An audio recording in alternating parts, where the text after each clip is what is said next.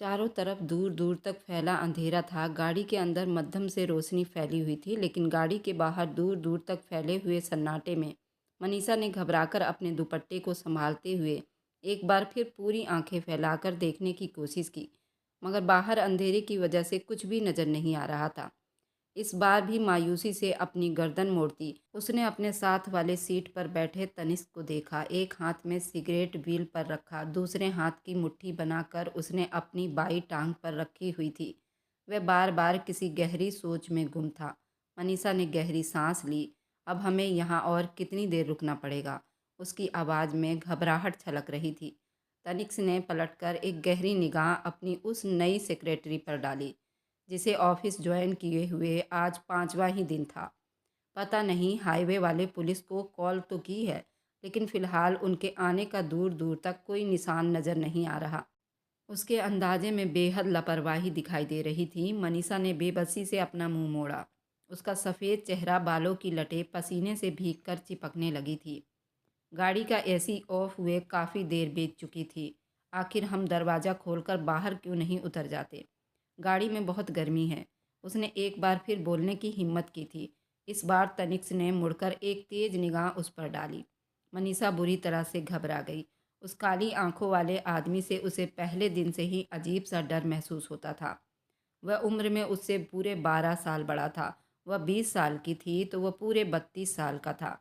उसे लोगों से बात करते हुए भी घबराहट महसूस होती थी। वह तो बाहर के क्लाइंट की आंखों में आंखें डालकर भी अपनी बात मनवा सकता था, और मनीषा तो एक हालात की सताई हुई लड़की थी, हमेशा आंखों में आंसू छुपाते हुए बड़ी मुश्किल से घर से बाहर निकलने वाली लड़की थी। और तनिष्क था एक बड़े बिजनेसमैन, अंपायर मालिक, ताकत जिसकी मुट्ठी में हमेशा रहती थी, देश विदेश के सफ़र करने वाला, जिसकी एक फ़ोन कॉल पर हर वक्त हाजिर रहने के लिए लोग तैयार रहते थे, जिसके मुस्कुराते हुए उसके दाएं गाल पर पड़ने वाले डिंपल पर हजारों लड़कियां अपनी जान देती थी। लेकिन बस एक वो था जो मुस्कुराता ही इतना कम था कि लोगों को लगता था वह इंसान कम रोबोट ज़्यादा है। एक हैंडसम रोबोट। मैडम मनीषा, अगर आपको पता हो तो इस वक्त हम दो रास्तों को मिलाने वाले एक हाईवे के बीच में खड़े हैं। यहाँ से पूरा इलाका कच्चा है। दूर दूर तक जंगल फैले हुए हैं, और जंगल भी वैसे नहीं जैसे फिल्मों में दिखाए जाते हैं। ये पूरा कांटों से भरा जंगल होते हैं। यहाँ डाकू हमारे ही जैसे किसी शिकार के इंतजार में रहते हैं। जैसे ही गाड़ी से उतरकर नीचे कदम रखे हैं, यहाँ आसपास मौजूद कोई डाकू हमारी आहट सुनकर हम तक आ पहुँचेगा। उसके बाद जो कुछ मेरे और आपके साथ होगा वो मैं आपको यहाँ नहीं बता सकता, वरना डर से कहीं आप बेहोश ही ना हो जाओ। वो बड़े रूखे अंदाज में बोला। उसने मनीषा का दिल बुरी तरह से धड़का दिया था। मनीषा की आंखें आश्चर्य से फैल गई। निचले होठों के कोने को उसने अपने दांतों में दबा लिया। गर्मी और परेशानी की वजह से उसके चेहरे पर लाली फैल गई थी। छोटी सी नाक गुलाबी हो रही थी। तो फिर आपको किसने कहा था इतनी दूर मीटिंग रखने को? आपकी एक कॉल पर सब कुछ हो जाता। आप क्लाइंट को भी वहीं बुला लेते। वह अब रोनी सी शक्ल बनाकर बोली थी। वह अब अपने और अपने बॉस के बीच स्टेटस का फ़र्क भूल गई थी। तनिष्क ने हैरानी से उसे देखा। अगले ही पल उसके चेहरे पर बड़े दिलचस्प भाव दिखाई दिए थे। क्या मैं आपसे पूछ सकता हूँ कि आप यहाँ जॉब क्यों कर रही हैं? क्योंकि आप इस वक्त कहीं से भी प्रोफेशनल नहीं लग रही हैं। आपको पता होना चाहिए, जब क्लाइंट मीटिंग तय करता है तो आने जाने की डिमांड भी उसी वक्त तय की जाती है, और मेरे लिए इस हाईवे का सफ़र कोई ख़ास मायने नहीं रखता। ये तो आज बदकिस्मती से गाड़ी ख़राब हो गई और मुझे गाड़ी ठीक करवाना याद नहीं रहा, तो इसलिए अब हम पिछले आधे घंटे से यहाँ फंसे खड़े हैं, वरना ऐसे हालात मेरे साथ रोज़ रोज़ नहीं होते। मनीषा ने उसकी बात पर मुंह दूसरी तरफ फेर लिया था। उसे हल्की सी शर्मिंदगी महसूस हुई थी। हथेलियाँ पसीने से भीग रही थी, बल्कि वह खुद भी पसीने में पूरी तरह भीग चुकी थी। क्या मुसीबत है यार। साथ बैठा तनिष्क 5 मिनट और ज़्यादा इंतजार करने के बाद बुरी तरह से परेशान हो उठा था। उसने तेजी से अपनी शर्ट के ऊपर के 2 बटन खोले थे। माथे पर आए पसीने को साफ करते हुए टिश्यू का आधे से ज़्यादा डब्बा खाली कर चुका था। मनीषा बेकाबू होकर अब परेशान हो रही थी। शायद पुलिस हमारी मदद के लिए आ रही हो। उसने खिड़की से अपना सिर चिपकाकर एक बार फिर बाहर देखने की कोशिश की, मगर बाहर तो बिल्कुल ही अंधेरा छाया हुआ था। आप थोड़ा सा रिलैक्स होकर बैठ जाओ। इतना मोटा दुपट्टा अपने ऊपर ओढ़ रखिए, इस गर्मी में भी कहीं आप बेहोश ना हो जाओ। तनिष्क की बात पर मनीषा को जैसे कोई करंट सा लगा था। वह उछलकर उसकी तरफ पलटी। नहीं, मुझे गर्मी नहीं लग रही है, मैं बिल्कुल ठीक हूँ। उसकी बात पर तनिष्क ने लापरवाही से अपना सिर झटका। हाँ, दिख तो रहा है आप कितनी ठीक हैं। स्वर्ग की हवाएं तुम्हारी तरफ तो आ रही है ना? आपको इस तरफ से लापरवाही से कहते हुए उसने सीट की पीठ से टेक लगा ली। और यहाँ तो मोबाइल का नेटवर्क नहीं आ रहा था। उसने एक बार फिर पुलिस वाले का नंबर डायल किया, लेकिन पिछली कई बार की तरह इस बार भी नंबर बिजी जा रहा था। तनिष्क को शायद अब गुस्सा सा आ रहा था। घड़ी की सुइयां रफ्तार से चल रही थी। उन्हें अब इस रास्ते पर खड़े 1 घंटे से ज़्यादा का टाइम बीत चुका था। यह हकीकत थी, वह अपने साथ मौजूद मनीषा की वजह से गाड़ी से बाहर नहीं निकल पा रहा था। उसे पता था वह जवान और खूबसूरत है, और ऐसे में अगर यहाँ किसी गलत नीयत के आदमी से उसका सामना हो गया तो वह क्या करता। एक नज़र उसने मनीषा पर डाली, जो खिड़की के सहारे अपनी ही सोचों में गुम थी। उसने सावधानी से डैशबोर्ड खोला और एक बार फिर उसे मायूसी हुई। वह जानता था कि आज भी अपनी गन लाना भूल गया है, लेकिन चेक करने में क्या ही जाता था। ओके, अंदर बहुत ज़्यादा गर्मी हो गई है और आप ये इतनी मोटी सी दुपट्टा अपने ऊपर डाल रखी है। अच्छा होगा इसे साइड में उतार कर रख दो। हम थोड़ी देर बाहर खुली हवा में खड़े हो जाते हैं। वह जैसे ये फैसला कर अपनी तरफ का दरवाज़ा खोलकर नीचे उतरा। मनीषा ने उसे पसीने में भीगी शर्ट के साथ बाहर निकलते देखा और गहरी सांस ली। अब तो उसे अपनी सांस भी डूबती हुई महसूस हो रही थी। तेजी से अपनी तरफ का लॉक खोलते हुए वह गाड़ी से बाहर निकली। गाड़ी के घुटन भरे माहौल से बाहर निकलते ही उसे तेज हवा का एक झोंका टकराया। मनीषा को एक अजीब सी राहत का एहसास हुआ। सुनसान सड़क पर सिर्फ उनकी गाड़ी की हेडलाइट की रोशनी दूर तक फैली हुई थी, और कोई रोशनी नहीं थी। यहाँ से शहर कितना दूर है? हम लोग पैदल चलकर नहीं जा सकते क्या? मनीषा ने हिम्मत करके उसे पीछे से बुलाया, जो अपने दोनों हाथों को पीछे ले जाकर सिर पर रखे हुए था और जांचती हुई निगाह से सामने देख रहा था। वह एकदम पलटा। शहर यहाँ से पूरे 4 घंटे की दूरी पर है, वह भी गाड़ी में बैठकर जाने पर। और तुम पैदल शहर तक जाना चाह रही हो? तुम क्या कोई टार्जन हो? इस बार वह दिलचस्पी से बोला था। अच्छा, एक काम करो, अगर सच में तुम्हारे अंदर चलकर जाने की इतनी हिम्मत है तो प्लीज़ मुझे अपने कंधों पर उठा लो, क्योंकि मैं खुद यहाँ इस वीरान सड़क पर खड़े खड़े अब परेशान हो गया हूँ। मुश्किल से गंभीर शब्दों में कह रहा था। मनीषा ने पहले उसे हैरानी से देखा और अगले ही पल उसे शर्मिंदगी ने घेर लिया। वह इतनी गंभीर सिचुएशन में भी मजाक कर रहा था। उसके होंठ शरारत से मुस्कुरा रहे थे। मनीषा ने मुश्किल से खुद पर काबू किया। उसे अपने आप पर बेकाबू ही गुस्सा आया था। अचानक ही तनिष्क, जो गहरी निगाहों से मनीषा का जायजा लेते हुए धीमे से मुस्कुरा रहा था, एकदम पलटकर सामने सड़क के दूसरी तरफ मौजूद झाड़ियों की तरफ देखने लगा। क्या हुआ, कोई जानवर है? मनीषा बुरी तरह से घबराई थी। नहीं, गाड़ी के अंदर बैठो, कहते हुए उसने तेजी से उसका हाथ पकड़ा और पीछे मुड़ा। गाड़ी का दरवाज़ा खोलकर उसने मनीषा को अंदर धकेला और तेजी से अपनी सीट की तरफ लपका, मगर तब तक देर हो चुकी थी। सड़क के दूसरी तरफ से निकलने वाले उन 3 बदमाशों ने गाड़ी में किसी इंसान की मौजूदगी भांप ली थी। इससे पहले कि वह गाड़ी में बैठकर उसे लॉक करता, तीनों उसके सर पर मौजूद थे। यार, बड़े दिनों के बाद शिकार मिला है। गाड़ी बुलेट प्रूफ जैसी मजबूत दिखाई दे रही है। तगड़ी पार्टी हाथ आई है। कम से कम 5 करोड़ रुपए से कम नहीं हाथ आने वाले। मास्क में चेहरा छुपाए एक अधेड़ उम्र वाले आदमी की आवाज़ सुनाई दी। उसके जवाब में उसके साथ आए दोनों लोग जोर से हंसे थे। तनिष्क को अपनी रीढ़ की हड्डी में सनसनाहट महसूस हुई। वह जंगली डाकुओं के हाथ लग चुका था। जिस बात का उसे डर था वही हुआ था। उन तीनों के हाथों में हथियार थे, जबकि अंदर बैठी मनीषा का तो जैसे खून रगों में ही जम गया था। प्लीज़ हमें जाने दो, हमारी गाड़ी खराब हो गई है, हम लोग तुम्हें कोई नुकसान नहीं पहुंचाएंगे, मैं वादा करता हूँ। वह गाड़ी के अंदर से ही अचानक विनती भरी आवाज़ में बोली थी। उसकी आंखों में आंसू भर आए थे। डर से उसकी हालत खराब हो रही थी। डाकू हथियार लिए खड़े थे। तनिष्क ने बेबसी से अपनी आंखें मीच की झुका ली। ये लड़की उसकी उम्मीद से कहीं ज़्यादा बेवकूफ़ निकली थी, और जो उसकी मौजूदगी से अभी तक बेखबर थे, अचानक दिलचस्पी से गाड़ी के अंदर झांकने लगे। अरे बाबा, उसके साथ तो कोई जवान लड़की है, और खूबसूरत भी। आवाज़ तो बहुत प्यारी है, ज़रा देखे तो कौन है? एक आदमी ने तनिष्क को हथियार की नोक से पीछे करते हुए दूसरे को रास्ता दिया था। वह ड्राइविंग सीट पर अंदर बैठा तो मनीषा की आंखें डर से फैल गई। वह बुरी तरह कांप रही थी। हाथ मत लगाना उसे, तुम लोगों को जो कुछ चाहिए मैं दे देता हूँ, जितने पैसे चाहिए डिमांड करो।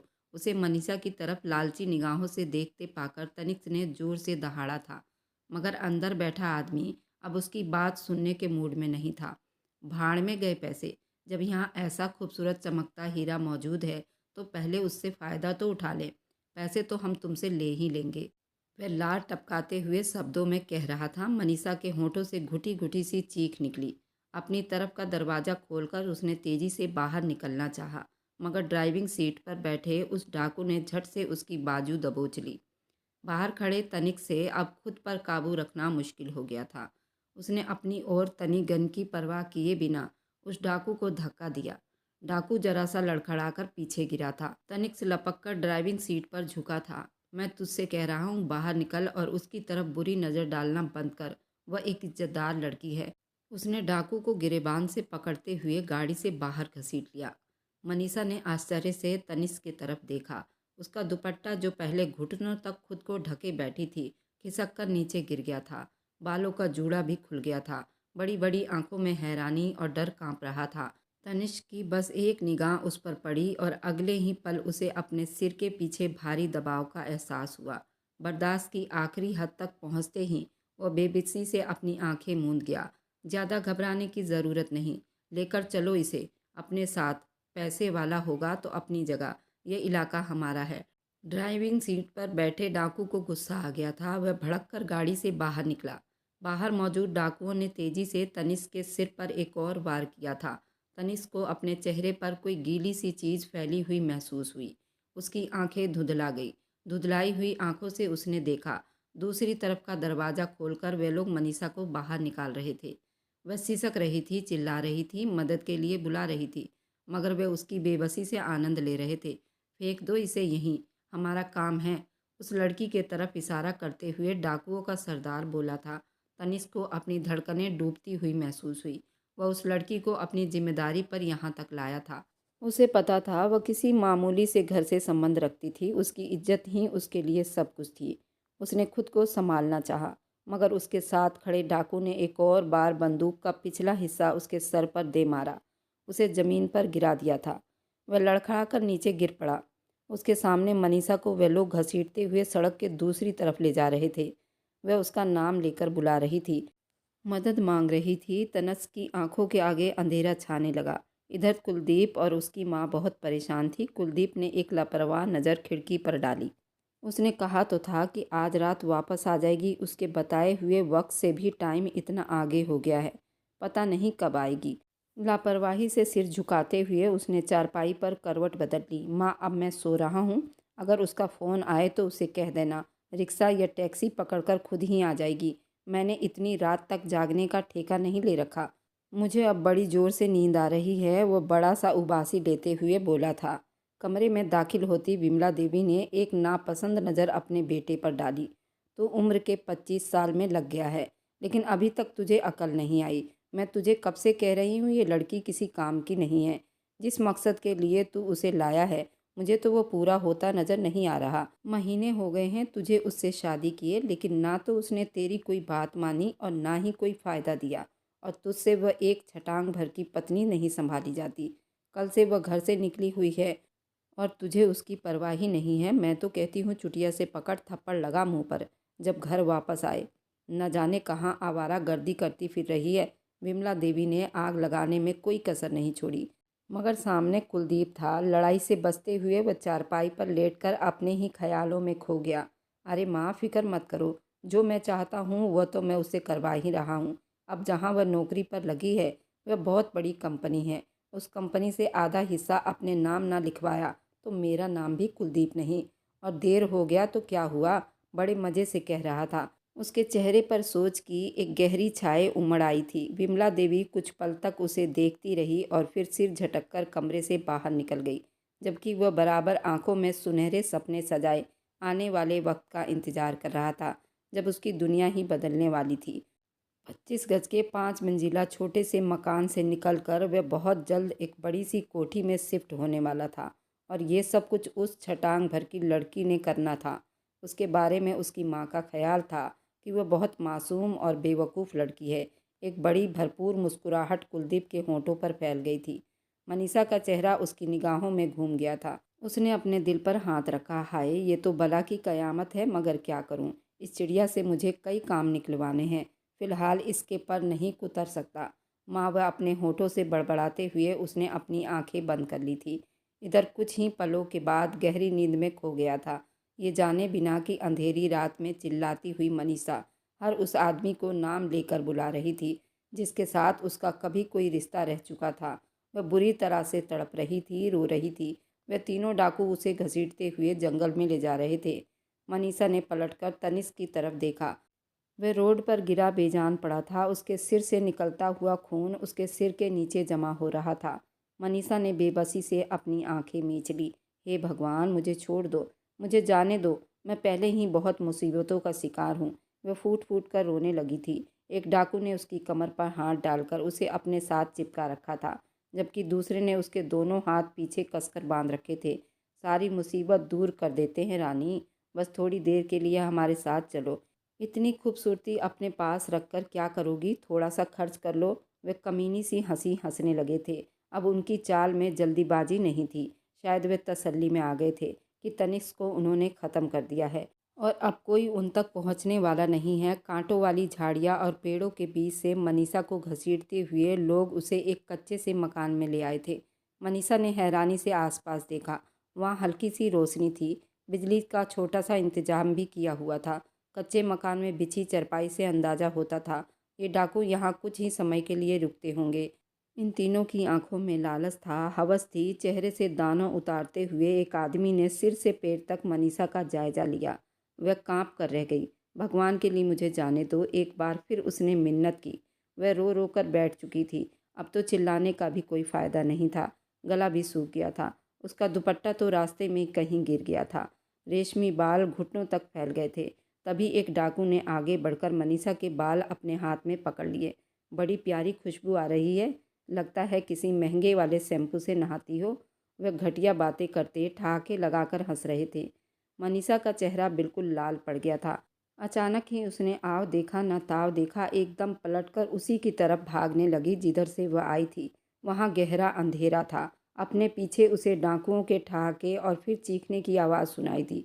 पकड़ो उसे, उन तीनों ने एक दूसरे से कहा था, मगर मनीषा अंधाधुंध भाग रही थी। पैरों में चुभते कांटे और झाड़ियों को उसने नज़रअंदाज कर दिया था। झाड़ियों के बीच से जाती हुई हर शाख उसके जिस्म से टकरा रही थी। हर खरोच के साथ उसके होंठों से एक सिसकी निकलती थी, मगर वह खुद पर सब्र कर लेती थी। किसी भी पल डाकू उसके सर पर पहुंच सकते थे। मनीषा चलने की रफ्तार मध्यम थी, मगर डाकू तेज रफ्तार में चल रहे थे। वह लोग तो इस रास्ते पर चलने के आदी थे। अचानक ही बीचों बीच हवा में एक फायरिंग की आवाज़ गूंजी थी। मनीषा के होठों से एक चीख निकली, कौन है यहाँ? मजबूत मर्दाना आवाज़ पर मनीषा चौंक कर उठ खड़ी हुई थी। एक जोरदार चीख उसके होठों से निकली। उसने देखा सामने पुलिस की यूनिफॉर्म पहने कुछ पुलिस वाले उस रास्ते से अंदर आते दिखाई दिए। मनीषा ने मुड़कर देखा, वह तीनों डाकू उससे कुछ कदम की दूरी पर खड़े थे। उन्होंने भी पुलिस वाले को देख लिया था। अब वो तेजी से अपने चेहरे पर मास्क लपेटे हुए वापसी की तरफ भाग रहे थे, मगर पुलिस की नज़रों में आ चुके थे। ट्रेंड और काबिल पुलिस वालों ने तेजी से दौड़ लगाकर अपने और डाकुओं के बीच की दूरी को कम किया था। डाकू भाग रहे थे, मगर सिर पर पहुंची पुलिस ने एकदम उन पर ऐसा हमला किया कि वे चाह कर भी फरार ना हो सके। अब उस वक्त उनकी मरम्मत की जा रही थी और उनके मुंह से उबलती गालियों का एक तूफान निकल रहा था, जिसे सुनते हुए मनीषा थरथर कांप रही थी। उसे विश्वास नहीं हो रहा था कि उसकी जान और इज्जत दोनों बच गई थी। उसने पलटकर आश्चर्य से उस रोशनी में मिले हुए भयानक मंजर पर डाली, जहां पुलिस तीनों डाकुओं को पकड़कर घसीट रही थी। तुम ठीक हो? जानी पहचानी आवाज़ पर वह उछल पड़ी थी। बड़ी बड़ी आंखों में डर सिमट आया। उसके पीछे तनिष्क खड़ा था। सिर से बहता हुआ खून रुक चुका था। उसकी सफ़ेद शर्ट पर खून के धब्बे लगे हुए थे। आंखों में परेशानी थी। मनीषा कुछ पल तक उसे देखती रह गई। उसका दिल चाहा कि वह उसी वक्त तनिष्क के सीने से जा लगे। उसे वहां देखकर उसे अपने अंदर इतना सुकून उतरता हुआ महसूस हुआ कि वह बोल नहीं पाई। एक पल में ही उसकी आंखें आंसुओं से भर गई। क्या हुआ? चोट लगी है क्या? तनिष्क ने आगे बढ़कर बड़ी फिक्र के साथ पूछा था। उसके हाथ उसके पीठ के पीछे बंधे हुए थे। तनिष्क ने एक नज़र उसका जायजा लिया। बिखरे हुए बाल, चेहरे पर आंसुओं के निशान और पैरों से बहता हुआ खून उसकी हालत बर्दाश्त करने के लायक नहीं थी। आई एम सॉरी, तुम्हें मेरी वजह से ये सब कुछ बर्दाश्त करना पड़ा। मेरे बिल्कुल दिमाग में भी ये नहीं था कि इस हाईवे पर यह हादसा हो जाएगा। मुझे फ्लाइट से ये सफ़र तय करना चाहिए था, वह शर्मिंदगी भरे शब्दों में कह रहा था। उसने आगे बढ़कर अपने और मनीषा के बीच की दूरी को कम किया। मनीषा को अपनी सांस रुकती हुई महसूस हुई। तनिष्क के वजूद से उठती हुई लोशन की महक उसे अपने होश हवास पर छाती हुई महसूस होने लगी। जंगल का वह दहशत भरा माहौल जैसे पल भर में सुकून में ढल गया हो। तनिष्क ने धीरे से हाथ बढ़ाकर मनीषा के हाथ खोले थे। एक सुकून सा मनीषा के चेहरे पर फैल गया था। उसके बाजुओं और हाथों में तकलीफ हो रही थी। अब तुम ठीक हो? वह फिक्र से फिर से पूछ रहा था। मनीषा ने सिर हिलाया, मगर अगले ही पल हवा में एक और जोरदार फायरिंग की आवाज़ गूंजी। मनीषा की आंखें बेचैनी से फैल गई। तनिष्क ने उसका दायां कंधा रंगीन होते हुए देखा। उसने बेकाबू होकर आगे बढ़कर उसे थाम लिया, जो नीचे गिरती जा रही थी। तनिष्क ने बेकाबू उसका नाम पुकारा, मगर वह निढाल होकर उसके बाजुओं में झूल गई थी। उसके बाजुओं में गोली लग गई थी। तनिष्क ने बेकाबू पीछे मुड़कर देखा। एक डाकू ने फरार होने की कोशिश की थी और ये गोली उसी की गन से निकली थी। वह डाकू पकड़ा गया या नहीं, इससे उसे कोई मतलब नहीं था। उसे तो बस मनीषा की फिक्र हो रही थी, जो उसके सामने मोम की गुड़िया बनी टूटती जा रही थी। तनिष्क ने बेकाबू उसे दोनों बाजुओं में उठा लिया था। अगले ही पल वह अंधाधुंध जंगल से बाहर की तरफ भागा था। बाहर हाईवे पर पुलिस की गाड़ियां खड़ी थी, जिन्होंने उसकी गाड़ी में आई मामूली सी खराबी को ठीक कर दिया था। आंधी तूफान की तरह तनिष्क ने मनीषा को गाड़ी की पिछली सीट पर लिटाया और उसने पलटना चाहा ही था कि अचानक वह चौंका। मनीषा की सफ़ेद गर्दन पर अजीब सा निशान था, यूं जैसे उसे किसी चीज़ से जलाया गया हो। तनिष्क बिल्कुल सुन्न रह गया।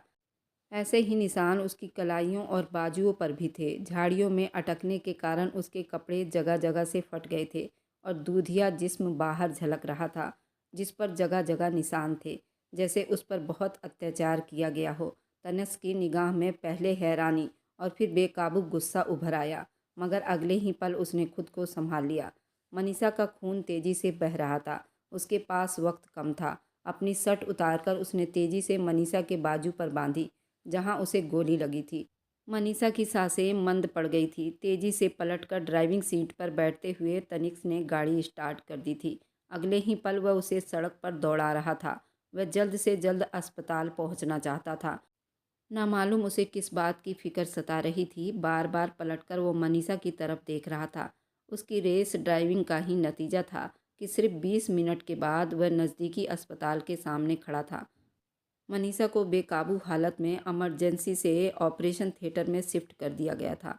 मनीषा ने बंद होती सांसों के बीच कई डॉक्टरों को अपने ऊपर झुके देखा, तो ऑपरेशन थिएटर का कमरा उसे मौत का कमरा महसूस होने लगा था। डूबती हुई सांसों के बीच एक तीखी सी मुस्कुराहट उसके होठों पर उभर आई थी। अब ये सब कुछ देखना भी रह गया था। जिंदगी में उसने बड़े अत्याचार और जुल्म सहे। अब दर्द से अपनी आंखें मूंदी और दिमागी तौर पर खुद ब खुद अपने बीते हुए कल में लौटने लगी। यूं भी उसने सुना था कि जब इंसान मरने वाला होता है तो वह अपने साथ पेश आए सारे किस्से अपनी आंखों के सामने देख लेता है। शायद मेरे साथ भी यही सब कुछ हो रहा है। जाने पहचाने चेहरे आंखों के आगे घूमने लगे तो मनीषा ने जोर से झटका खाया, मगर यादें उसे अपने घेरे में लेती जा रही थी। उसे याद था जब उसने 10वीं का पेपर दिया था और अच्छे नंबरों से पास हुई थी, वह कितनी ज़्यादा खुश हुई थी। माँ, जिन लड़कियों के इतने बुरे नंबर आए हैं वह भी कॉलेज में एडमिशन ले रही हैं। मैं डॉक्टर बनना चाहती हूँ, मुझे आगे पढ़ना भी है, प्लीज़। वह माँ के दोनों हाथ थाम कर बोली थी। बबीता देवी ने गहरी सांस लेकर अपने हाथ वापस खींच लिए थे। वह जानती थी उनके परिवार में लड़कियां तो स्कूल की शक्ल भी नहीं देखती थी। उन्होंने तो फिर भी मनीषा को 10वीं तक पढ़ाया था। पति के मृत्यु के बाद वैसे भी एक एक कदम फूंक फूंक कर रखती थी। कुछ जमाने का डर और कुछ अपनी गरीबी का एहसास। उन्होंने मनीषा को कोई सपना नहीं दिखाया था, मगर रात तक वह सिर लपेटे पड़ी रही। बबीता देवी जितनी बार भी खाना लेकर कमरे में आई, उसने साफ मना कर दिया, मुझे खाना ही नहीं खाना, मुझे बस आगे पढ़ना है। उसकी आवाज़ आंसुओं से भीगी हुई थी। बबीता देवी के दिल को कुछ होने लगा था। अभी तो वह 18 साल की भी नहीं हुई थी। उसकी कद-काठी इतनी अच्छी निकली थी, बबीता देवी उसे देख-देख कर दिल ही दिल में बहुत खुश होती थी। सुनहरी आँखें, कमर तक आते बाल, उसके सफ़ेद रंग पर और ज़्यादा खूबसूरत लगते थे। उसके नैन नक्श बेहद खूबसूरत थे। वह चलती-फिरती मोम की गुड़िया सी लगती थी। बबीता देवी को उसका हुस्न डरा कर रखता था। बस यही वजह थी कि वह उसकी जल्दी शादी कर देना चाहती थी। मनीषा ने रात तक अपनी भूख हड़ताल चालू रखी। जब रात के 11 बजे थक हार कर नैतिक भैया घर में दाखिल हुए, उन्होंने हमेशा की तरह आते ही मनीषा का पूछा था। अंदर पड़ी है मुंह लपेट कर, सुबह से कुछ भी नहीं खाया, कहती है कॉलेज में एडमिशन लेना है। बबीता देवी ने मरे मरे शब्दों में खबर सुना दी। नैतिक भैया ने गहरी सांस ली, अंदर कमरे में चले आए। उस मोम की गुड़िया में तो उनकी जान बसती थी। क्या चाहिए मेरी गुड़िया को? उन्होंने हमेशा की तरह प्यार से मनीषा के सर पर हाथ फेरा। मनीषा आंखें भिगाए बैठी थी। पिता की मृत्यु के बाद नैतिक भैया ने उसे किसी चीज़ की कोई कमी महसूस नहीं होने दी थी। मनीषा तेजी से उठ बैठी और जैसा वह चाहती थी वैसा ही हुआ। नैतिक भैया उसकी भीगी आंखों को देखकर हमेशा की तरह पिघल गए थे। ठीक है, जैसे ही कॉलेज में एडमिशन खोलेंगे मुझे बता देना, मैं खुद तुम्हारा एडमिशन दिलवा दूंगा। उन्होंने मोहब्बत से मनीषा के सिर पर हाथ फेरा। वह खुशी से उनसे लिपट गई थी और जिस दिन उसने कॉलेज में एडमिशन लिया, खुशी से उसके पांव ज़मीन पर नहीं टिक रहे थे। नैतिक भैया के पीछे मोटरसाइकिल पर बैठे उसने उनसे वादा किया था, मैं आपसे वादा करती हूँ मेरी वजह से आपको कभी कोई शर्मिंदगी नहीं उठानी पड़ेगी। नैतिक भैया ने मुस्कुराकर सिर हिला दिया। उन्हें मनीषा पर पूरा भरोसा था। उसे कॉलेज जाते हुए 5 महीने बीत चुके थे। परिवार भर के लोगों ने जी भरकर बातें बना ली थी और रिश्तेदार तो उनसे अपना रिश्ता ख़त्म करने लगे थे। बबीता देवी की नंद के ससुराल से मनीषा के लिए रिश्ता आया था। एक नहीं 2 रिश्ते आए थे और वे अपने बेटे के लिए मनीषा का हाथ मांग रहे थे। मगर नैतिक भैया ने सख्ती से सबको मना कर दिया था। मनीषा जितना पढ़ना चाहती है पढ़ ले, उसके बाद मैं खुद ही उसकी शादी कर दूंगा। उनके 2 टुक बात पर वे लोग मुंह बनाते हुए उठकर खड़े हो गए। देख लेना, जितनी खूबसूरत है ये लड़की, एक दिन तुम्हारा सिर नीचा जरूर करेगी। और कॉलेज में तो यह आम बात है, कोई लड़का मिला तो ये फरार भी हो जाएगी। लड़कियों को इतनी आज़ादी देने का मतलब समझते हैं ना, किसी दिन तुम्हारी नाक के नीचे ही गुल खिला देगी और घर से भाग जाएगी। ये बात सुनते ही अंदर कमरे में बैठी मनीषा का दिल दहल कर रह गया था, मगर वह सिर झिटक कर किताबों में बिजी हो जाती थी। इसके आगे की कहानी बहुत दिलचस्प रहने वाली है। क्या मनीषा का पति कुलदीप ये सब जानने के बाद उसे अपने पास रखेगा या फिर उस पर और मुसीबतों का पहाड़ तोड़ेगा? क्या तनिष्क उसे बचा पाएगा या नहीं? इसके आगे की कहानी बहुत दिलचस्प रहने वाली है, तो इसे मिस ना करें। और मेरी वीडियो आप लोग जहाँ कहीं से भी देखते हैं, कमेंट में अपने शहर और राज्य का नाम ज़रूर बताएं। मुझे आप लोगों के कमेंट पढ़ने में बहुत आनंद आता है और उन सभी का मैं बहुत बहुत धन्यवाद करना चाहती हूँ, जो लोग मेरी वीडियो को देखते हैं, लाइक करते हैं और शेयर करते हैं। अगर आपको आज की कहानी पसंद आई है तो वीडियो को ज़रूर लाइक कीजिएगा और अपने दोस्तों के साथ शेयर भी कीजिएगा। और हाँ, अगर आपने अभी तक हमारे चैनल को सब्सक्राइब नहीं किया है तो ज़रूर सब्सक्राइब कर लें। मिलते हैं हम अपनी कल की एक और नई दिलचस्प कहानी के साथ। मुझ पर सदा अपना प्यार और स्नेह बनाए रखें। सभी को मेरा प्यार भरा नमस्कार दोस्तों। खुश रहें, स्वस्थ रहें, मस्त रहें।